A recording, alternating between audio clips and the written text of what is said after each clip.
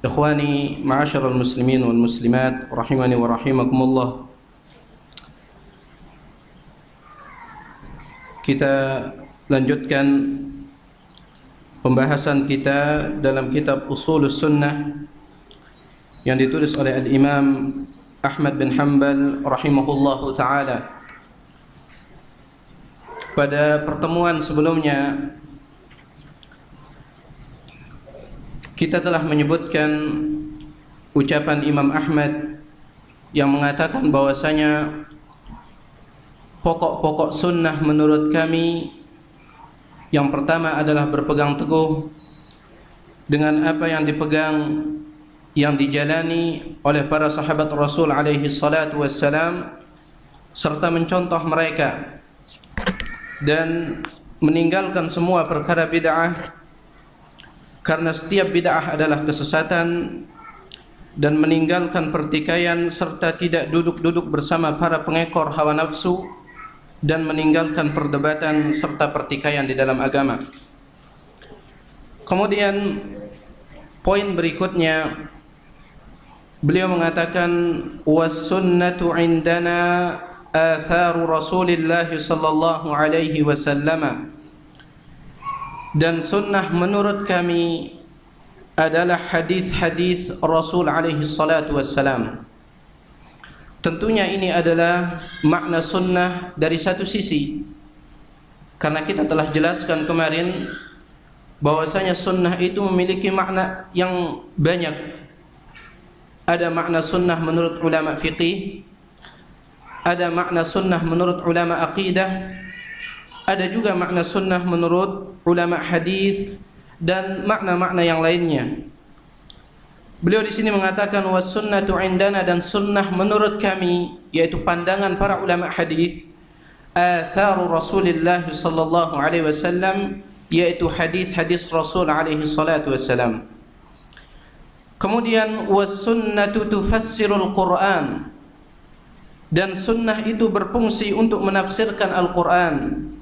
Wahia dalailul Quran, serta sebagai dalil-dalil yang menjelaskan Al-Quran.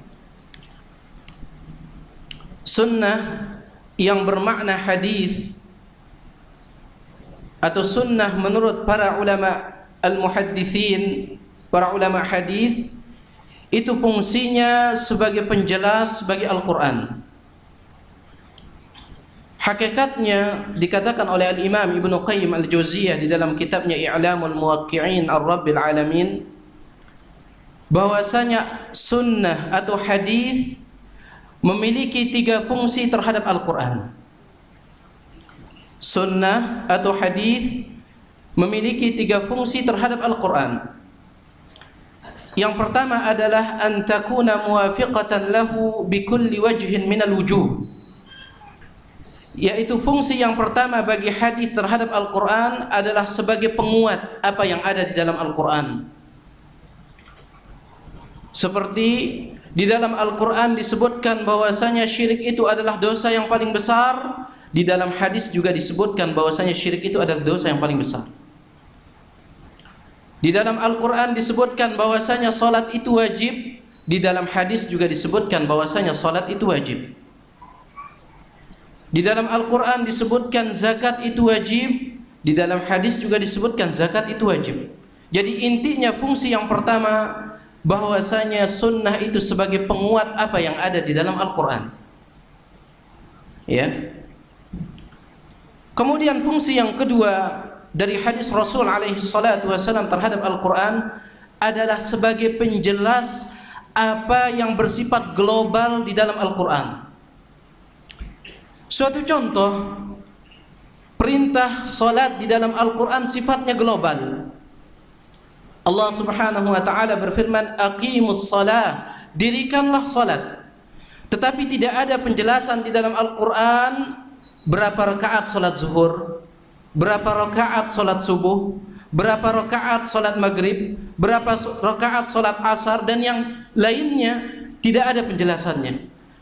Kemudian tidak ada juga penjelasan di dalam Al-Quran bagaimana cara ruku yang benar, bagaimana cara sujud yang benar, bagaimana cara tasyahud yang benar, kemudian doa-doanya apa, itu semuanya tidak dijelaskan di dalam Al-Quran, maka pada posisi atau pada kondisi seperti ini datanglah sunnah atau hadis Rasul alaihi salatu wassalam sebagai penjelas apa yang bersifat global di dalam Al-Quran. Ya.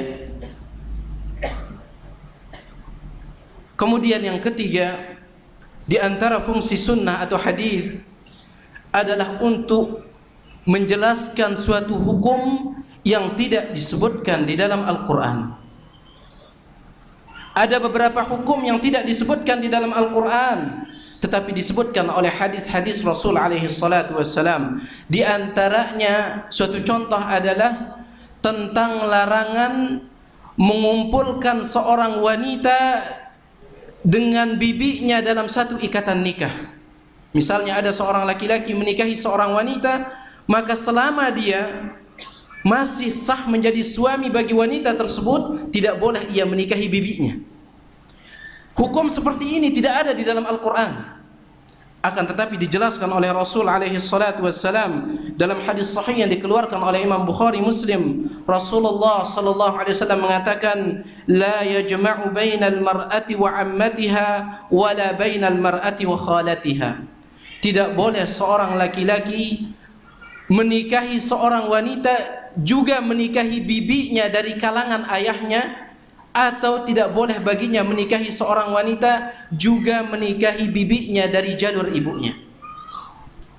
Jadi hukum ini tidak dijelaskan di dalam Al-Quran, akan tetapi dijelaskan di dalam hadis Nabi alaihi salatu wassalam. Sehingga fungsi hadis atau fungsi sunnah yang ketiga adalah untuk menjelaskan suatu hukum yang tidak dijelaskan oleh Al-Quran. Jelas? Baik. Ini dia fungsi dari hadis Rasul alaihi salatu wassalam.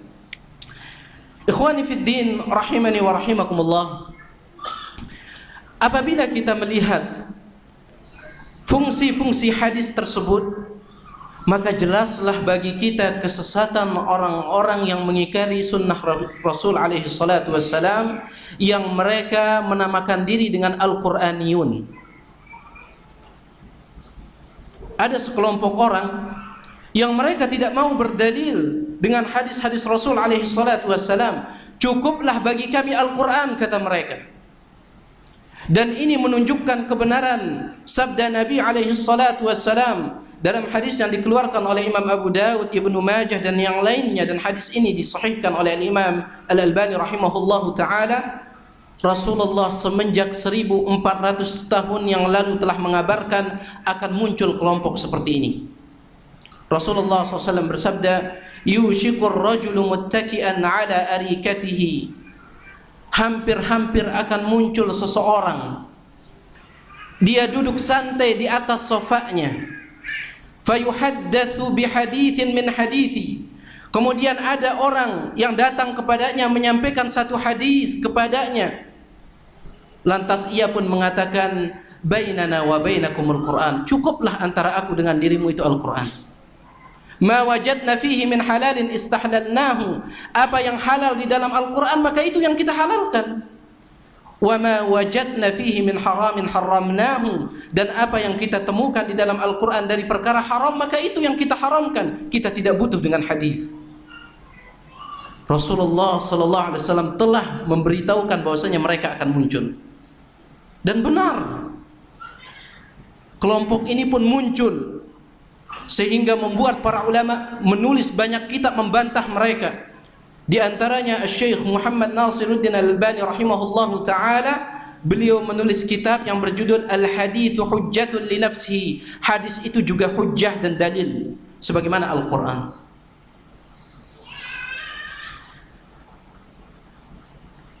Mereka tidak mau berdalil dengan hadis Nabi alaihi salatu wassalam.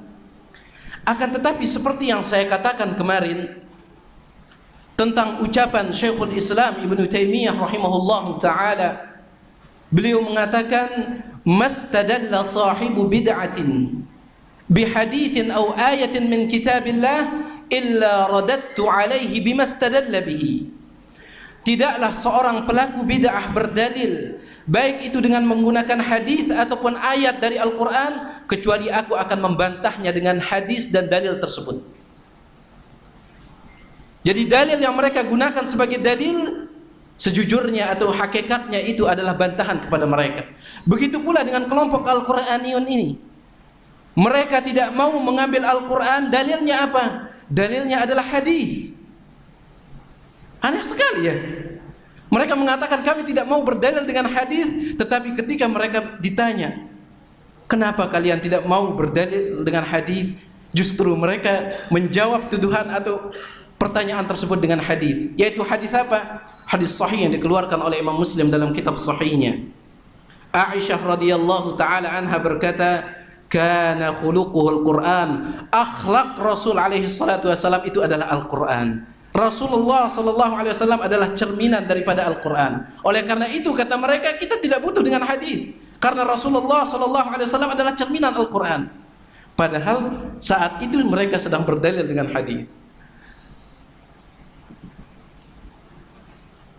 Jadi ini dia. Syekhul Islam Ibn Taimiyah rahimahullah mengatakan, tidaklah seorang pelaku bid'ah berdalil dengan hadis atau berdalil dengan ayat, kecuali itu sebenarnya akan menjadi bumerang, senjata makan tuan, bantahan kepada mereka. Oleh karena itu Syekh Muhammad bin Shalih Al-Utsaimin dan para ulama yang lainnya, Syekh bin Baz dan ulama yang lainnya, mereka mengatakan, tanyakan kepada orang-orang yang mengingkari hadis Rasul alaihi salatu wassalam, yang tidak mau berdalil dengan hadis Rasul alaihi salatu wassalam, bagaimana cara kalian salat kalau tidak dengan melihat hadis Rasul alaihi salatu wassalam? Ujung-ujungnya mereka akan meniadakan syariat Allah Subhanahu wa taala. Karena tidak ada satu ayat pun di dalam Al-Qur'an yang menjelaskan tentang jumlah rakaat salat, tidak ada. Suruh mereka salat dan dalilnya adalah Al-Qur'an tanpa melihat hadis, mereka tidak akan pernah bisa. Oleh karena itu para ulama mengatakan, hakikatnya orang-orang yang mengingkari sunnah Rasul alaihi salatu wassalam, mereka sedang mengingkari syariat Allah Subhanahu wa taala. Makanya para ulama mengkafirkan orang yang tidak mau atau mengingkari hujjah atau yang mengingkari sunnah Rasul sallallahu alaihi wasallam sebagai dalil di antara dalil-dalil syariat. Di antaranya Al-Imam As-Suyuti di dalam kitabnya Miftahul Jannah fil Ihtijaj bis Sunnah, beliau mengatakan, i'lamu rahimakumullah, ketahuilah semoga Allah Subhanahu wa taala merahmati kalian, anna man ankara kaunal hadithi qawlan aw fi'lan bi syartihi al-ma'ruf fil usul hujjatan faqad kafara wa kharaja an dairatil Islam. Ketahuilah semoga Allah memberikan kalian rahmat, bahwasanya barang siapa yang mengingkari hadis Rasul alaihi salatu wassalam, baik itu hadis berupa ucapan maupun perbuatan Rasul, padahal hadis tersebut telah disepakati kesahihannya oleh para ulama hadis, dia mengingkarinya dan mengatakan hadis tersebut bukan hujjah, bukan dalil, faqad kafara, maka sungguh ia telah kafir, wa kharaja an dairatil Islam, dan dia keluar dari ajaran Islam. Dia keluar dari ajaran Islam. Kenapa? Karena hadis yang keluar dari mulut atau lisan mulia Rasul alaihi salatu wassalam, hakikatnya itu adalah wahyu, sebagaimana Al-Quran juga wahyu. Wa ma yantiqu 'anil hawa in huwa illa wahyun yuha, dalam surat An-Najm ayat yang ketiga dan keempat. Wa ma yantiqu 'anil hawa, dan Muhammad itu tidak berucap dengan hawa nafsunya. In huwa illa wahyun yuha, akan tetapi itu adalah wahyu yang diwahyukan kepadanya. Dan di dalam hadis lain Rasul alaihi salatu wassalam, hadis sahih yang dikeluarkan oleh Imam Abu Dawud, beliau sallallahu alaihi wasallam mengatakan, ala inni utitul qur'ana wa mithlahu ma'ahu, ketahuilah sesungguhnya aku telah diberikan Al-Quran oleh Allah, wa mithlahu, dan ada juga yang seperti Al-Quran yang aku diberikan, kata para ulama, yaitu sunnah hadis ini. Makanya kata Syekh bin Baz di dalam Majmu' Fatawanya, beliau mengatakan, man angkara sunnah faqad angkara al-kitab, siapa yang mengingkari hadis, maka hakikatnya dia mengingkari Al-Quran. Oleh karena itu ikhwani fiddin rahimani wa rahimakumullah, dua hal ini tidak bisa dipisahkan. Al-Quran dan hadis tidak bisa dipisahkan. Apabila seorang mengambil salah satu di antara keduanya, maka ia akan tersesat dari jalan kebenaran. Seseorang tidak bisa berlepas diri dari Al-Quran, sebagaimana juga ia tidak bisa berlepas diri dari sunnah Rasul alaihi salatu wassalam. Bahkan Al-Imam Al-Barbahari rahimahullahu ta'ala, di dalam kitabnya Syarhus Sunnah, beliau mengatakan, Al-Qur'anu ila sunnati ahwaju minas sunnati ila Al-Quran. Sesungguhnya kebutuhan Al-Quran kepada hadis itu lebih besar daripada kebutuhan hadis kepada Al-Quran. Karena yang menjelaskan Al-Quran itu hadis Nabi alaihi salatu wassalam. Manakala seseorang meninggalkan sunnah, maka hakikatnya ia meninggalkan banyak dari syariat Allah subhanahu wa ta'ala. Akan tetapi sekali lagi saya ingatkan, sebagaimana poin yang pertama yang kita kaji kemarin, Quran dan hadis ini jangan dipahami dengan akal, akan tetapi dipahami dengan pemahaman para sahabat ridwanullahi ta'ala alaihim ajma'in. Kemudian beliau mengatakan, walaysa fis sunnati qiyasun, dan tidak ada di dalam sunnah itu qiyas. Tidak ada di dalam sunnah itu qiyas. Antum perhatikan di sana, saya berikan catatan kaki di terjemahannya. Secara etimologi atau secara bahasa, qiyas berarti mengukur atau menyamakan. Seperti si fulan ini sama dengan si fulan. Ketika saya menyamakan si A dengan si B, ini artinya saya mengkiaskan si A dengan si B. Ini secara bahasa. Qiyas itu secara bahasa artinya menyamakan. Sedangkan menurut terminologi, yaitu menurut istilah, qiyas yaitu menyamakan hukum suatu perkara yang tidak memiliki dalil dengan hukum perkara yang memiliki dalil, disebabkan karena adanya kesamaan antara keduanya. Ini qiyas menurut istilah. Kita menyamakan suatu perkara yang tidak ada dalilnya dengan perkara yang ada dalilnya, kita samakan hukumnya karena ada kesamaan di antara keduanya. Suatu contoh, Nabi alaihi salatu wassalam mengatakan bahwasanya di dalam al-bur, di dalam gandum itu, di sana bisa terjadi riba. Jadi dalam gandum itu bisa terjadi riba. Artinya kalau orang tukar gandum dengan gandum, misalnya si A tukeran gandum sama si B, tetapi gandumnya si A itu 1 kilo, sedangkan gandum si B 1,5 kilo, maka ini ribal fadl namanya. Ini ribal fadl. Para ulama mengkiaskan beras di sini, meskipun hadis tersebut tidak menyebutkan beras. Para ulama mengkiaskan beras dengan gandum. Jadi kalau orang tukeran beras, si A dengan si B tukeran beras, si A berasnya 1 kilo, si B berasnya 1,5 kilo, maka di sini terjadi riba. Padahal di dalam hadis itu tidak disebutkan adanya beras. Akan tetapi mengapa dikiaskan, disamakan oleh para ulama hukum beras dengan gandum? Karena ada kesamaan antara beras dengan gandum, yaitu sama-sama makanan pokok. Ini yang disebut dengan qiyas, ya.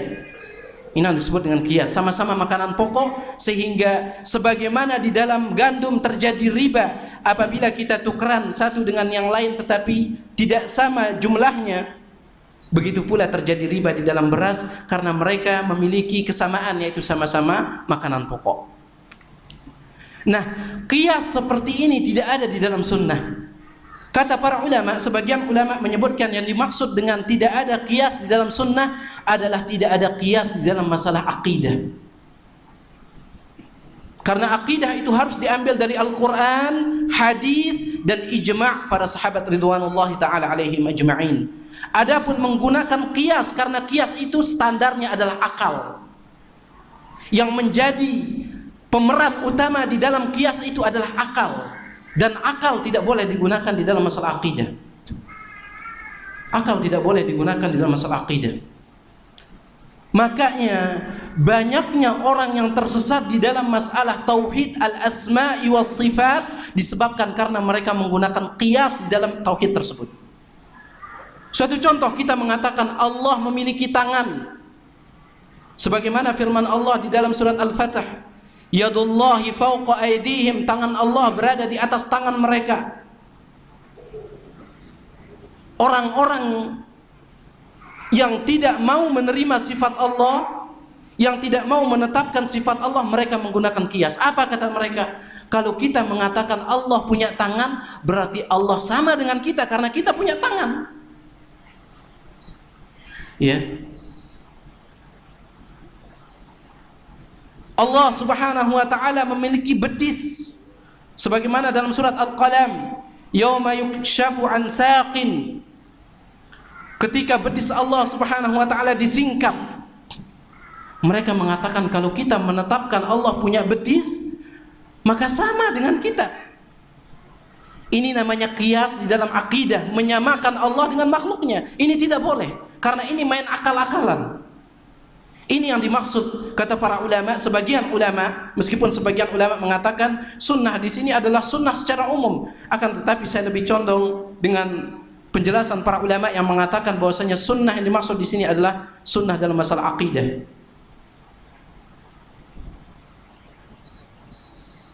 Jadi mereka mengatakan kalau kita menetapkan sifat bagi Allah, berarti kita menyamakan Allah dengan makhluknya. Ini sesungguhnya adalah dalil atau argumen yang sangat bodoh. Kenapa? Tanyakan kepada mereka. Kata Syekhul Islam Ibnu Taimiyah, ketika aku mengatakan bahwasanya gajah punya kaki, semut juga punya kaki, apakah aku menyamakan gajah dengan semut? Tidak. Perbedaan gajah dengan semut itu bagaikan langit dengan bumi. Gajah dengan begitu besarnya, semut dengan begitu kerdilnya. Akan tapi mereka sama-sama memiliki tangan, memiliki kaki. Apalagi Allah Subhanahu wa taala Rabbu al-Izzi wal Jalalah. Ya. Jadi jangan gunakan akal di dalam masalah akidah. Oleh karena itu para ulama salaf ketika mereka mendapatkan ayat-ayat yang menyebutkan tentang sifat Allah, baik itu tentang tangan Allah Subhanahu wa taala, baik itu tentang betis Allah Subhanahu wa taala, baik itu tentang mata Allah dan sifat-sifat Allah yang lainnya, para ulama salaf sepakat mengatakan amirruha kama ja'at, terima dia sebagaimana datangnya. Terima dia sebagaimana datangnya. Karena kalau antum menggunakan akal kita sebagai manusia ini sangat terbatas. Akal kita sebagai manusia ini sangat terbatas. Dan orang kalau memaksakan akalnya untuk memikirkan sifat Allah, suatu saat nanti dia pasti akan gila. Makanya di dalam sebuah riwayat dikatakan la tatafakkaru fillah walakin tafakkaru fi makhluqatillah. Dalam sebuah riwayat dikatakan seperti itu. Jangan kalian pikirkan tentang zat Allah, akan tetapi pikirkanlah makhluk Allah Subhanahu wa taala. Karena akal kita sebagai manusia ini terbatas. Jangan coba-coba gunakan dengan di dalam masalah zat Allah Subhanahu wa taala. Jadi ini dia yang dimaksud oleh Al-Imam Ahmad rahimahullahu taala di sini, walaysa fis sunnati qiyasun, dan tidak ada di dalam sunnah itu qiyas, wala tudrabu lahal amsal, dan tidak boleh membuat permisalan-permisalan di dalam masalah akidah. Seperti kita mengatakan Allah itu sama dengan ini, Allah itu seperti ini, tangan Allah seperti ini, tidak boleh. Wala tudraku bil uquli walal ahwa, dan masalah akidah tidak bisa dicapai dengan akal semata, apalagi dengan hawa nafsu. Innama huwa littiba' wa tarhul kul hawa, akan tetapi masalah akidah itu harus ittiba', mengikuti dalil yang datang dari Allah, yang datang dari Rasulullah, serta yang datang dari para sahabat, wa tarkul hawa, dan meninggalkan hawa nafsu. Baik, mungkin kita cukupkan dulu sampai di sini karena sudah waktu Isya ya. Nanti setelah Isya kita sambungkan beberapa poin tadi. Subhanallah wa bihamdihi.